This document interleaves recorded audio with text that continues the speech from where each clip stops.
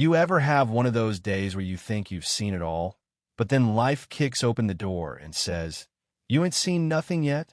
That's how it was the evening HOA. Karen's tank-sized SUV barreled straight up my granddad's gravel drive, dust cloud in its wake, headlights blazing like she was storming the beaches.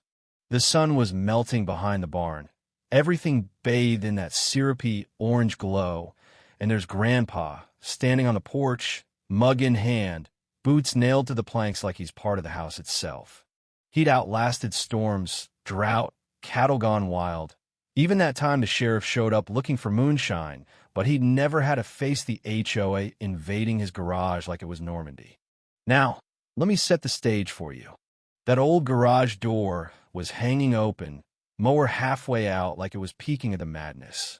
Karen rolls her window down, sunglasses flashing, and hollers, "This garage is now HOA jurisdiction. Community storage per Article 12. Then, just to prove a point, she noses her land yacht into the garage, nearly taking out Grandpa's fishing rods.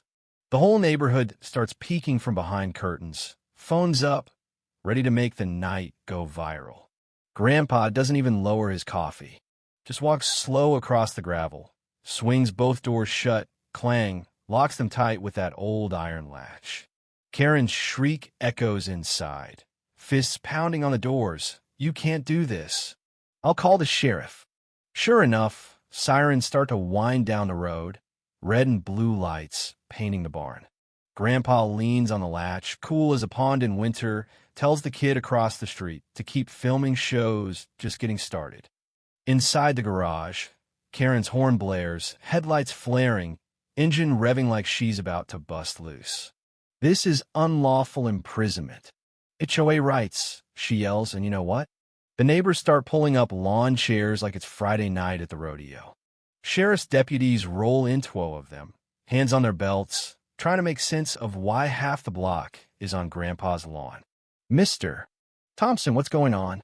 Before he answers, Karen screams, "Arrest him. He locked me in." One deputy tries to play it straight. "Sir, you can't lock someone in a building." Grandpa gives him that slow, sideways smile. "You're right. Usually, you only lock up criminals. This one just parked herself in the cell." The neighbors are cackling now, shouting stories about Karen ticketing bird baths and fining people for their grass. Just as the deputies are sorting out what to do, another SUV pulls up sleek, black, windows tinted darker than midnight. Out step 3 people in press suits, clipboards clutched like shields, and a tall woman in a judge's robe gavel in hand. "Official HOA hearing," she bellows. "We are here to enforce community law." Even the deputies are stunned. The crowd murmurs, cameras rolling, Karen's SUV rattling inside the garage. The board president starts rattling off violations, flipping through a fat stack of bylaws. Unauthorized use of community space. Illegal confinement. Disrespect of HOA authority. Karen starts screaming, $50,000. Seize the property. One deputy turns to Grandpa, says, "Technically, this could be unlawful restraint." The neighbors boo, but Grandpa just winks. "Technically, trespassing with a 2-ton vehicle into my garage is just plain dumb." The place erupts. That's when the twist comes. The taller deputy squints at Grandpa, recognition dawning. "Wait, you're Sheriff Thompson." Grandpa tips his hat, lets it hang a beat. Retired, technically. Now the board looks rattled. And right then, a whole convoy of SUVs rumbles in, more HOA brass spilling out, setting up a portable podium right there on the gravel. The sight is so ridiculous the crowd bursts out laughing. But the HOA's dead serious. The president slams her gavel on the podium, tries to turn the neighborhood into a kangaroo court. Neighbors start shouting out all the petty fines, bogus threats, stories of mailbox condemnations, and flag violations. But the president hammers her gavel. Silence. This is not a circus. Grandpa, never missing a beat, says, "Funny, looks like you brought the clowns." The crowd is loving it. The board tries to throw the book at Grandpa, slapping a red fine notice on the garage. threatening foreclosure, the whole bit. But Grandpa calmly pulls out a folder county deeds, survey maps, letters from the registrar. Turns out, the HOA never legally annexed the property. All those fines, all that authority? Smoke and mirrors. The crowd explodes, neighbors hugging, some even crying. Karen still wailing from the garage, "This isn't over. We're the law." Then the cavalry really arrives. State investigators, badges gleaming, climb out of their trucks and start grilling the HOA president. Holding sham tribunals, threatening foreclosure, issuing fraudulent fines. That's fraud. And fraud's a crime. The president's face goes pale, gavel quivering in her grip.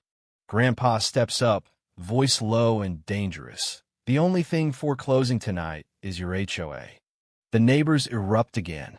But just as it looks settled, Karen comes roaring upon Grandpa's own tractor, no less. She barrels through a fence, makes a break for the propane tanks. Grandpa doesn't flinch, just jumps in Karen's abandoned SUV, chases her down, bumps the tractor off course just before disaster. Deputies swarm, dragging Karen out as she screams, "I am the HOA." The investigator climbs what's left of the stage and announces to everyone, "This HOA is dissolved. Every fine, every foreclosure under review." The crowd goes wild, barbecue starts up, neighbors chanting, "No more HOA." Even the deputies snag some ribs. You'd think it'd end their hero, triumph, the land restored. But just as Grandpa's packing up the leftovers, a deputy hands him a slip of paper. "We are not finished. National HOA Council." Grandpa just sips his coffee, eyes on the horizon. Let's try. If you've ever had to fight for what's yours or tangled with the HOA, drop your story below. Let's hear how you'd handle a night like this. And tell me, when rules go too far, whose law wins, community or common sense? Let me tell you, I barely had time to finish my coffee that night before the next storm rolled in. You could feel it's a mething heavy still hanging in the air, even with the HOA president cuffed and Karen howling in the back of a cruiser. The barbecue smoke drifted low, neighbors buzzing like it was the 4th of July, but Grandpa wasn't celebrating. He just stood there, quiet as the moon, watching those state investigators sort through clipboards and boxes, his old badge glinting in his shirt pocket. Sometimes victory tastes like ribs and lemonade, and sometimes it tastes like a warning you can't quite shake. The note from that so-called National HOA Council weighed heavy. Grandpa turned it over in his hands, reading the typed threat, "We are not finished." Most folks would have laughed it off, but not him. 30 years as sheriff makes you see trouble coming long before the thunder rolls. And trouble didn't wait long. The sun wasn't even up the next morning before reporters rolled up vans parked crooked, satellite dishes popping out like mushrooms after a rain. News crews swarmed the fence line, shouting questions about the HOA standoff, wanting a quote from the man who locked the queen bee in her own honey trap. Grandpa just shook his head, told them, "Ain't nothing here but a man protecting his own garage." But while the cameras rolled, word spread faster than a prairie fire. Folks from the next county over started showing up. Some came to see the legend for themselves, others with stacks of paperwork, fines, foreclosure letters, asking Grandpa if he could help them too. It was like every bad HOA story in the state had blown right into our little town. One lady clutched a stack of pink slips, voice trembling. "They took my dog for barking too loud. Is it even legal?" Grandpa looked her straight in the eye, "Ma'am. If it's not right, ain't law." Then came the twist nobody expected. That night, a pair of state officials in sharp suits, Ayurveda nonsense, eyes sharp as nails. They asked for Grandpa by name, invited him to a county meeting, said the Attorney General himself wanted to hear how a retired sheriff brought down an entire HOA single-handed. The neighbors gathered on the porch, eavesdropping like kids at a campfire. Grandpa sipped his coffee, took his time answering. "You want me to fight City Hall for you? Or just teach your folks how to do it themselves?" One of the suits leaned in, voice low. "We think there's more. Not just here statewide, maybe even bigger. Fraud, kickbacks, whole networks of these HOAs preying on folks who can't fight back. Grandpa's jaw tightened, but he didn't answer. Not right away. He was thinking about Karen's last words. You don't know how deep this runs. That's when the threats started rolling in, not just on paper. Strange trucks idling at the end of the drive after dark. Hang-up calls, headlights flashing through the windows, the feeling that somebody was always watching. It spooked the neighbors more than the barn fire last summer. But Grandpa, he just double-checked the locks, dusted off his old service revolver, and told us, they want a war. We'll give him one they won't forget. One night, just as the house had gone quiet and the wind was picking up, a brick sailed through the kitchen window glass everywhere, a note tied around it. Back off or else. The deputies showed up quick, dusting for prints, but the message was clear. This wasn't just petty fines anymore. It was war. So, Grandpa started doing what he does best, organizing folks, teaching the neighbors their rights. He set up meetings in the barn, folks pouring in from miles around, filling every hay bale and folding chair. They can't take your house if you stand together, he'd say. One voice don't carry far, but a whole choir'll shake the rafters.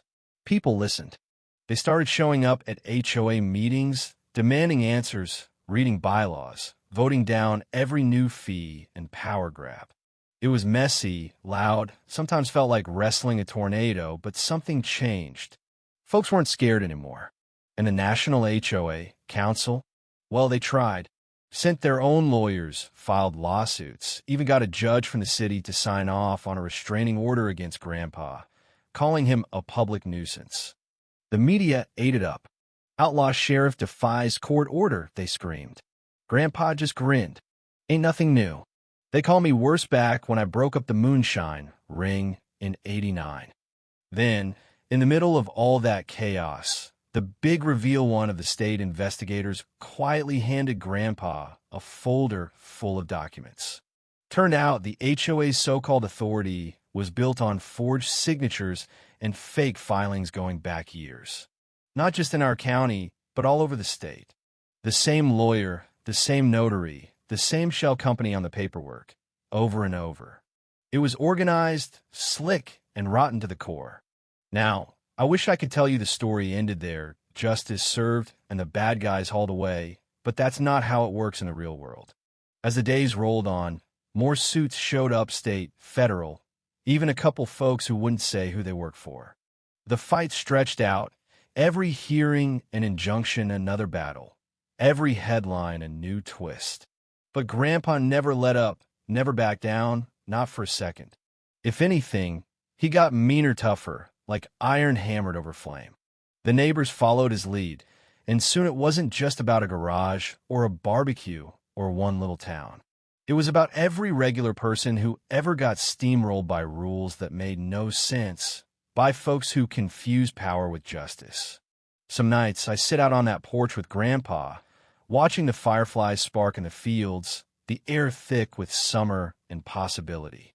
He'll lean back in his chair, mug in hand, and say, "You know what I mean? Some fights just find you. You either stand up or get run over." Then he'll grin, eyes crinkling in that way he does, and I know no matter how this ends, we change something. Maybe just a little. Maybe enough. Now I gotta skiff you were in our boots. Would you take the fight further? Or would you lay low and hope the next storm passes you by? Drop your thoughts in the comments, and let's see who's really ready to stand their ground.